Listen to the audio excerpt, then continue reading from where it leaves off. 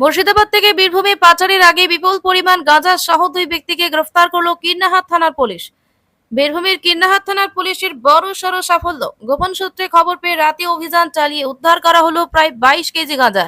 গ্রেফতার দুই পাচারকারী সহ আটক বাইক। কীর্ণাহাট থানার পুলিশ গোপন সূত্রে খবর পেয়ে শুক্রবার গভীর রাতে প্রায় 1টা নাগাদ মুর্শিদাবাদ দিকে একটি মোটর বাইকে করে বীরভূমে প্রবেশ করছিল দুই ব্যক্তি। সেই সময় কীর্ণাহাট থানা এলাকার আনখা বিবি পীরতলা সংলগ্ন জায়গায় নাকা চেকিং চলাকালীন তাদের আটক করে পুলিশ।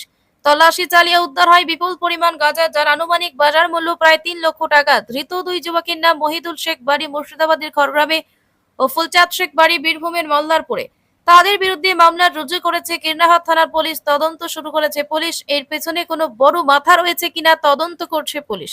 অভিযুক্তদের আজ বোলপুর মহকুমা আদালতে তোলা হবে। পুলিশের তরফে 5 দিনের পুলিশ হেফাজতে চাইবে বলে জানা গেছে। কীর্ণাহাট থেকে ইকবাল হোসেনের রিপোর্ট।